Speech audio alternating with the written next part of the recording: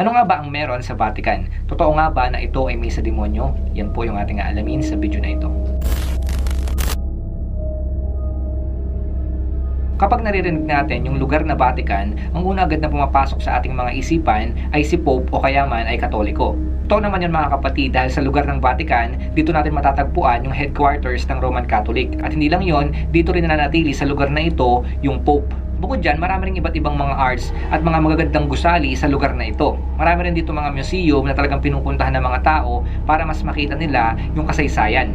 Sa loob ng isang taon, halos 5 milyong mga tao ang bumibisita sa Vatican. Hindi lang para puntahan yung mga magaganda at mga makasaysayang lugar. Pumupunta rin sila dito para sa kanilang relihiyon. Isa sa pinakasikat na lugar doon sa Vatican ay yung St. Peter's Basilica. Ito ay isang iconic na simbahan na talagang kilalang kilala doon sa Vatican at sa buong mundo. Makikita dito na talagang kahanga-hanga yung arkitektura ng gusali na ito. At hindi lang yon, ito ay punong-puno rin ng arts. Ang simbahan ay itinayo pa noong 17th century. At sinasabi na sa lugar na ito, dito raw nakalibing si Apostol Pedro. Para sa mga hindi pa nakakaalam, yung Vatican, ito yung pinakamaliit na bansa sa buong mundo. Ang Vatican ay nasa Europe. Meron siyang laki na halos 44 hectares lang. So ito ay matatagpuan sa loob ng lungsod ng Roma doon sa Italia. Ang ginagamit nila ng wika doon ay Latin. Ngayon, ang pinaka namumuno doon sa bansa na yon ay walang iba kundi yung Pope. Kung titingnan natin, maganda naman talaga yung Vatican at punong-punong ito ng kasaysayan. Bukod dyan, marami ring mga Kristiyanong nagpupunta rito para sa kanilang pananampalataya. Pero mga kapatid, sa kabila ng lahat ng yan, may mga teorya na nagsasabi na itong Vatican, ito raw ay lugar ni Satanas. So bakit nga ba nila nasabi ito? Sa Vatican kasi meron dong isang lugar na tinatawag na Pope's Audience Hall. Sinasabi nila na yung building na ito ay nakakakilabot dahil sa kanyang disenyo. Kung titingnan daw kasi natin mula sa bubong nito, para raw itong mga kaliskis ng ahas. At hindi lang yan, sa gilid ng gusali makikita natin na parang ito raw ay may mata ng ahas. Ngayon kapag pumasok naman daw tayo sa loob ng gusali na ito, kapag tayo ay nakatingin doon sa stage, makikita natin na parang merong malaking ahas na nakatingin sa atin. Kung titingnan daw nating maigi, makikita natin doon na parang merong dalawang mata ng ahas at meron ding pangil sa gitna. At sa bubong daw nito makikita na parang ito ay isang kaliskis ng ahas. Kaya kapag tinitigan mo raw ito sa malayo, parang lumalabas na merong nakatingin sa'yo na ahas. Bukod dyan, kapag lumapit ka doon sa stage, meron ka makikita doon na parang kakaibang sculpture. Nasabi nila na itong art na ito raw ay nakakakilabot. Kasi para daw merong isang tao na parang lumilipad pataas at merong mga nakapaligid sa kanya na mga bungo. Maraming mga tao nagsasabi na maaaring ito raw ay may sa demonyo dahil doon sa itsura nito na nakakatakot. So dahil sinasabi nila na itong building na ito ay parang ahas, nire-relate tuloy nila ito kay Satanas. Kasi alam naman daw natin na si Satan sa una pa lang, siya yung nanlilang kina Eva at Adan sa pamamagitan ng ahas. Alam naman daw natin na yung symbol ni Satan sa Bible ay walang iba kundi ahas o kaya man dragon. So makikita raw yung simbolismo ng ahas doon sa Vatican. Kaya nire-relate nila yung Vatican kay Satan.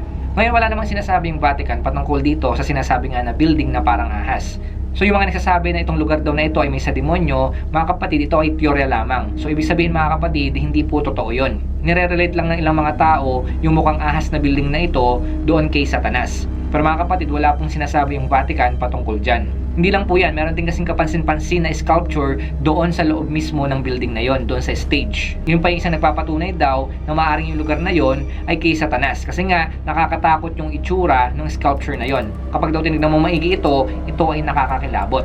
Pero mga kapatid, ano nga ba talaga yung bagay na yon na naan doon sa may stage? Ngayon mga kapatid, yung bagay na nasa likod ng Pope doon sa stage, ito ay tinayo ng isang Italian artist. So dito sinasabi na yung tao raw sa gitna na yon ay walang iba kundi yung ating Panginoong Jesucristo. Ayon sa nagawa nito, yung makikita raw dun sa stage na yon, ito raw ay isang malaking pagsabog sa lupa. So yung mga nakapaligid daw sa ating Panginoong Jesucristo, ito raw ay mga puno ng olibo sa hangin, mga bato, mga ulap at mga kidlat. So hindi raw ito mga bagay na may sa demonyo. So naniniwala yung nagawa ng sculpture na ito na yung ating Panginoong Jesucristo daw ay nagtagumpay sa anumang pinakamatinding anyo ng mga kamatayan at pagwasak dito sa ating mundo. Kasama na nga dyan yung mga pagsabog na nuklear. Ito rin daw yung nagbibigay ng pag-asa na bagamat nakakatakot yung mga pangyayari sa panahon natin ngayon, kasama na yung mga digmaan, nandyan daw yung ating Panginoong Jesucristo para tayo ay iligtas sa kanyang pangalawang pagparito. So yun daw yung ibig sabihin ng sculpture na nasa likod ng Pope kapag siya ay naandoon sa gusali na yon. Ngayon may mga nagsasabi rin na itong Vatican ang nagkokontrol daw sa lugar na ito ay walang iba kundi yung Illuminati. Sinasabi nila na itong Vatican, isa raw ito sa opisina ng mga Illuminati. At marami raw na mga member ng Illuminati ang naandoon sa Vatican. Sinasabi kasi ng teorya na yung Illuminati, ito ay isang sekretong grupo na sila ay nagkokontrol sa ating mundo.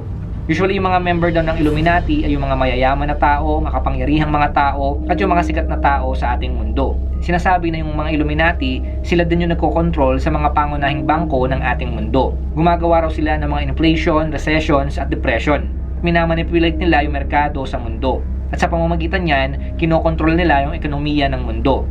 So yung pagbagsak ng ekonomiya ng ating mundo at yung pagtaas ng ekonomiya ng ating mundo, ang nasa likod daw niyan ay walang iba kundi mga Illuminati. Dahil meron silang nais gawin sa ating mundo. Ang goal daw kasi ng mga Illuminati ay magkaroon na lamang ng isang pera yung ating mundo. At hindi lang yon, magkaroon na lang din ng isang gobyerno at relihiyon ang ating mundo. So may mga plano raw silang ginagawa para pag-isahin na lamang yung ating mundo. So dahil kinokonekta ang Vatican sa Illuminati, sinasabi tuloy ng marami na si Pope siya raw yung Antikristo. Maraming beses na nakinonekta yung Pope sa Antikristo, simula noon hanggang sa panahon natin ngayon. Pero hindi naman napatunayan na talagang siya yung Antikristo.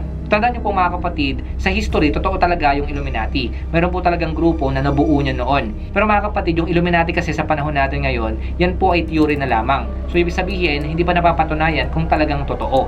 Kung titignan natin lahat-lahat, hindi natin pwedeng sabihin na yung Pope, siya yung Antichrist. O kaya man, siya ay may sa demonyo. Ganun din po yung Vatican. Hindi rin natin pwedeng sabihin na ito ay lugar ni Satan. So wala pa po tayong mga patunay at ebidensya na sinasabi nga ng mga tao patungkol sa Vatican. Na yun nga, ito ay lugar ni Satanas. Kung sinasabi ng mga tao yung Vatican, yan yung lugar ni Satan o ni Lucifer, papaalala ko lang po sa inyo mga kapatid, yung buong mundo na ito yung lugar ni Satan at ni Lucifer. Hindi lang po yung Vatican o kung anumang pong lugar sa mundo na ito. Sinasabi ng Biblia na ang may kapangyarihan sa mundo na ito ay walang iba kundi si Satan. At siya ay nakakalat sa buong mundo na ito. So ibig sabihin yan, kahit saan lugar ka pumunta, sa Vatican man yan or hindi, naandyan si Satan. Basta nandito ka sa mundo na ito, naandyan yung sistema ni Satan. Naandyan yung mga gawa ni Satan. Kaya dapat po mga kapatid, mag-iingat tayo dahil yung lugar mismo na ito, yung mundo na ito yung lugar ni Satan. Basahin natin yung 1 John chapter 5 verse 19. Alam nating tayo ay sa Diyos kahit na ang buong sanlibutan ay nasa kapangyarihan ng dyablo.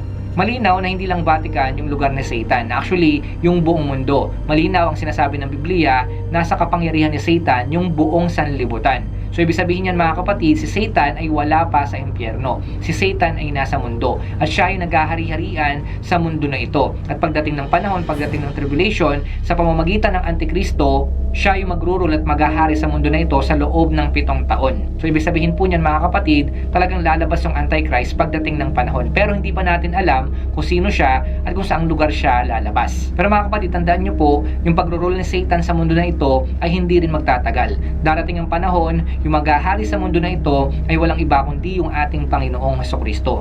Maaring ngayon, marami mga sistema at mga gawa yung kaaway sa ating mundo. Pero mga kapatid, hindi na rin magtatagal yan.